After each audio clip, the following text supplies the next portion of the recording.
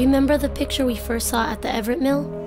This place is in there. You can just imagine what boarders here were talking about after the Pemberton crash. Quitting, moving on, moving out, going back home, or maybe there weren't that many options.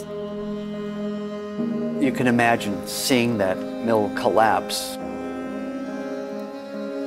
Do you really want to go back the next day? You know, do you really trust the man who built this? Do you trust your employer who just sees you as something expendable? You know, that there are plenty of other people that want your job. But at the same time, when you go home and you see your family, you know, we need this money. We need this money to support ourselves, to feed our children.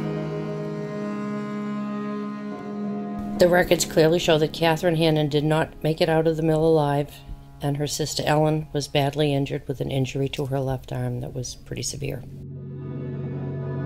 The 1860 census for Lawrence, which would have been taken in June, 6 months after the collapse, lists Ellen Hannon as an operative, which means at that time she was back in the mill at work. And in March of 1861, the mother, Ellen Hannon, dies of what might have been a broken heart. The records do show that it was heart disease was the cause of her death. I'm sure she must have asked herself why they came, if they were any better off than they had been before. But you can only imagine that stuff.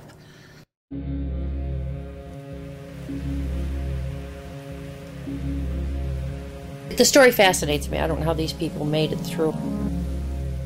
Their lives were so difficult.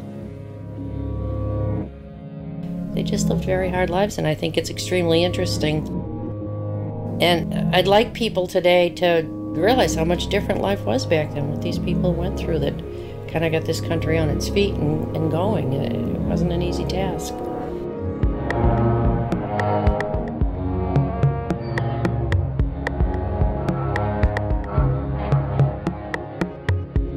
The bricks of the Pemberton Mill still hold the story of Catherine and Ellen, and countless others. And every building has its stories, some of them tragic, some of them about making a successful life in a new place. Millions of immigrants pass through these buildings and have made Lawrence and America what it is. They leave behind evidence, etched into the bricks, and the sidewalks, and the streets. Open your eyes. All you have to do is look.